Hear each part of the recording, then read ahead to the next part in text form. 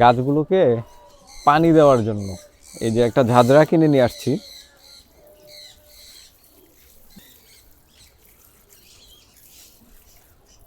তো অলরেডি কিন্তু এই কয়েকদিনের মধ্যেই ওদের বার্ডিং শুরু হয়ে গেছে।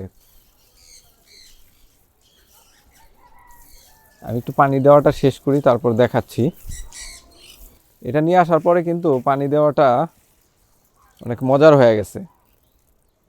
বাহ, পানি শেষ হয়ে গেল। আমি আর একটু পানি নিয়ে আসি। আবার পানি নিয়ে আসছি।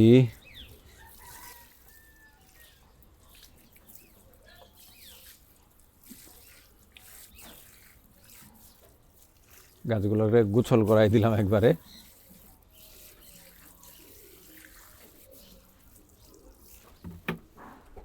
এই যে দেখেন, এটার মধ্যে মাত্র কুড়ি বেরোনো শুরু হয়েছে।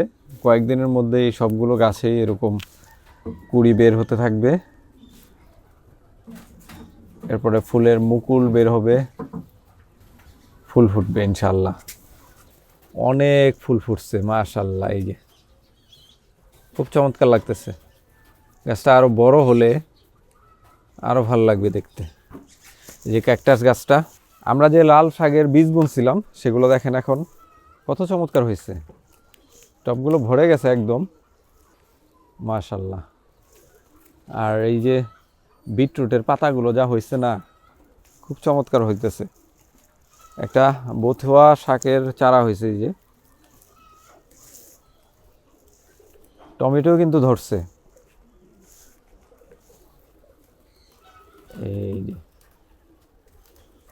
এই যে মরিচ গাছটা, কালো মরিচ মাশাল্লাহ।